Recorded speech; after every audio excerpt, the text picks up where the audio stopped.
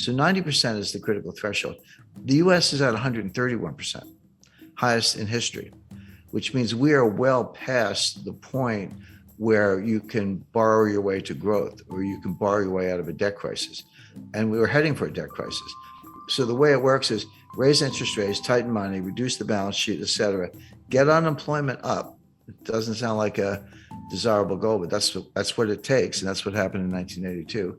Get unemployment high enough so people are buying hamburger instead of steak. They're buying, whatever's the least expensive thing on the shelf, day old bread instead of new bread, or they're not buying gasoline because they're not going to work, et cetera. That will bring prices down, but at a very high cost, which we just talked about, which is high unemployment and lower productivity. Meanwhile, the US debt keeps going up. We haven't really talked about the debt. That part of it looks like 1981. But if you throw in a global financial crisis, then it starts to look more like 2008. Yeah, well, that's like a glacier. Glaciers are extremely powerful, but they move extremely slowly. There's some exceptions, but they kind of like, an inch a year, a couple inches a year, but they move mountains. I mean, they create rivers, they create canyons, they move mountains. They're extremely powerful, but slow. That's a good metaphor for the impact of debt. And when I talk about debt, in particular with the United States, but you can apply this to any country, I focus on the debt to GDP ratio, because you can't really talk about debt in isolation without thinking about the capacity to pay the debt. And a simple example, if you have a $50,000 balance on your credit card and you're making $30,000 a year and trying to pay rent in New York, et cetera, good luck. You're probably going to go bankrupt or at least default on that card. But if you owe $50,000 on your credit card, but you're making $5 million a year, it's, you just write a check. It's no big deal. My point is, you can't look at a $50,000 debt and decide if it's a problem or not unless you compare it to the income. And if it's too low, it's a problem. And if the income's high, not a problem.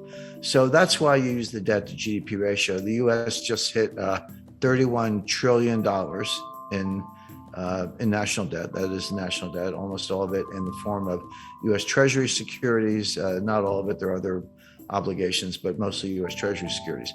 Well, is that a problem or not? Well, one way to answer the question is compare it to GDP, do the ratio. The answer is that ratio is now a little over 130%. What was it in 1980 when Ronald Reagan was elected? The answer is 30%. 30% is completely comfortable. That's like the person with the $50,000 debt who's making millions. No big deal. 30% is comfortable. 50%, yeah, getting up there. Angela Merkel and all her years in Germany, and there's a lot of research to back this up, says that 60% was the limit. And that's what the Maastricht Treaty that created the European Union and the European Central Bank, that was their goal. They said, don't go over 60%. If you do, you're expected to take measures, raise taxes or reduce debt or reduce spending, do something to get that back down under 60%. If you say, what's the critical threshold where, water turns to steam, or, water turns to ice, or something changes in such a way that it's not the same. It's radically different, but it happens very quickly. The best research says the answer is 90%. And this comes out of, Ken Rogoff at Harvard, also Carmen Reinhart, who's now the chief economist at the World Bank. But they've looked at hundreds of cases over hundreds of years. And I like that because it's not just, kind of cherry picking data. Developed economies, developing economies, economies that issue debt in their own currencies, ones that issue debt in other currencies, principally US dollars, et cetera. So, a wide variety of case studies. And they show that when your debt to GDP ratio goes over 90%, your multiplier of additional debt goes below 1. So just to put that in context, at 30%, if I borrow $1 and spend $1, I might get $1.30 of growth. Assuming you spend it wisely, that's a big condition. But you borrow $1 and spend $1 and get $1.30 of growth. Okay, the debt was productive if you put it to good use. But that $1.30 gets smaller and smaller. As you get closer to 90%, it goes to $1.20, $1.10, $1.05. Past 90%, roughly, You borrow a dollar and you spend a dollar and you only get 95 cents of growth. You don't get your dollar back in terms of GDP. And then 90% and 85%, et cetera. So 90% is the critical threshold.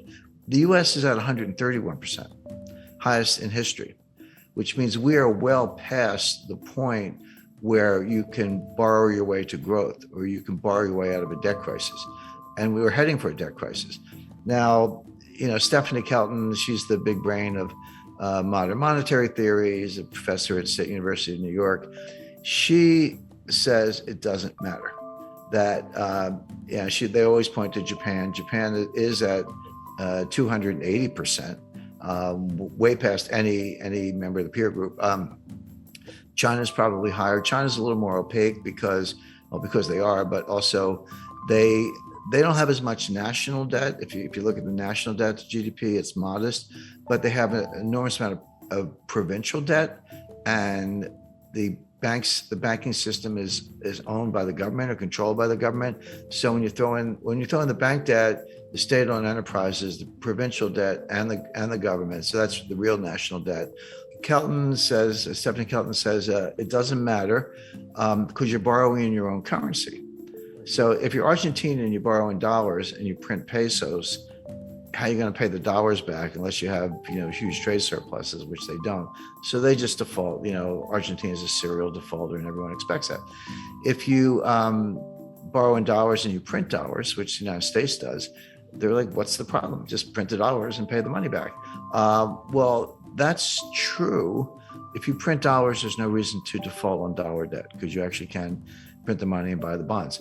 But it doesn't mean nothing else bad happens. What about inflation or hyperinflation? What about the foreign exchange rate? The exchange rate can collapse. And these modern monetary theorists show very little understanding of the international aspects. They treat the US like a closed economy, which it's not. I mean, if it were a closed economy and we didn't have to worry about trade deficits, trade surpluses, capital flows, exchange rates, foreign credit, China owning $1 trillion of US Treasury securities, which they do. If you didn't have to worry about any of that, I think they'd probably still be wrong, but they'd have a better case. But you do. And they're just not very knowledgeable about any of those things. But you can think of exchange rates as a conveyor belt. Exchange rates are one way the problems go from one country to another, or good things can go from one country to another, depending on whether your exchange rate is going up or down, the impact on terms of trade, et cetera. But they completely ignore all that. They also ignore the role of commercial banks. They just look at the Treasury and the Fed and look at money supply, but like kind of M0, but don't understand how commercial banks create M1 and they do their own thing. They're not on as short a leash as they seem to think. But if you read Stephanie Kelton's book, The Deficit Myth, she says, well, we don't really need a bond market, U.S. bond market. We only have a bond market as a favor to investors because it gives them a place to put their money. But why have, he said, you have government spending. So the Treasury borrows money by issuing bonds, and then the Fed monetizes the bonds by buying the bonds. And that gives the Treasury the money to pay the bills, et cetera. She says, do away with all that. Just give the Fed, wire instructions for Lockheed. And if you need 5 F-35 fighter jets, order them and just send the money right to Lockheed. Why do you need a bond market? I mean, she actually says that. So, okay, legally that might be possible, but to suggest that you can do that without consequences is nonsense. And then you say, what about inflation? Their view is as long as there's excess capacity and unmet needs, et cetera, you're not going to have inflation because there's a lot of slack in the economy. That's a legitimate debate. But they say when inflation happens, raise taxes. And then, by the way, they also say you don't need a tax system because if you can just print the money, why do you have to collect taxes? And their answer is, we collect taxes to redistribute income. Okay, well, at least they're honest. I mean, that's kind of socialist model, but they're honest about it. But it's important to bear in mind that Stephanie was the principal economic advisor to Bernie Sanders in 2016 and 2020. And Bernie Sanders today is the chairman of the Senate Budget Committee, controls the purse strings. So coming out of Congress, and Biden's kind of a cipher. He's barely aware of his own existence. So Sanders is in a powerful position, and she's she's the Bernie whisperer, so to speak, who's behind all this. So if you ask the typical member of Congress, can you define modern monetary theory? They'll look at you funny. They've either never heard of it or they certainly don't know what it means, MMT, But they're acting in accordance with modern monetary theory. Whether they know it or not doesn't matter. The actual behavior of the Congress, and again, just go back to COVID 2020, because we talked about the debt to GDP ratio. So in around May or June 2020, Trump put through a $2 trillion COVID relief package, and that was when the Paycheck Protection Plan, that was $800 billion, and everyone got the $1,200 check, et cetera, et cetera.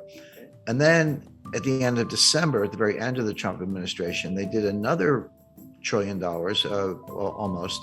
And that's when everyone got the $600 checks. And now you're up to $1,800. By the way, those checks, that is helicopter money. That's, what the Fed does is kind of nonsense. But when it's fiscal policy, not monetary policy, and you're handing out checks, that is helicopter money. And credit to Larry Summers for saying, you're going to get inflation out of this. Well, Biden comes into office in January 2021, and he's like, not to be outdone, he did his own COVID relief package. That was another $2 trillion. And that's when we all got the $1,400 checks. They handed them out. And then later that year, or they did the $1 trillion infrastructure package. And then just to top it off, what did we get recently was the just under $1 trillion Green New Deal. I call it the Green New Scam. Well, and the baseline budget deficit, before everything I just described, the baseline budget deficit was about $1 trillion a year. So take $1 trillion for 2020, 2021, and 2022. Add on, $2 trillion for Trump's first package, $1 trillion for his second one, $2 trillion for Biden's first package, $1 trillion for the Green New Scam, and I think $1 trillion for infrastructure. That's $7 trillion on top of the $2 trillion baseline budget deficit. So that's $9 trillion piled on top of what was at the time about a $21 trillion national debt. So that's how we got to 30 trillion. That's how the ratio went from 106 to 131. These numbers are mind-boggling, and MMT says it doesn't matter. But it does matter, and it shows up the way I described earlier, which is it slows growth. You don't get growth. So best case for the U.S. is very slow, weak growth, which we saw from 2009 to 2019. Worst case is you throw a recession on top of that, which we're heading for, and the U.S. will be in fiscal distress.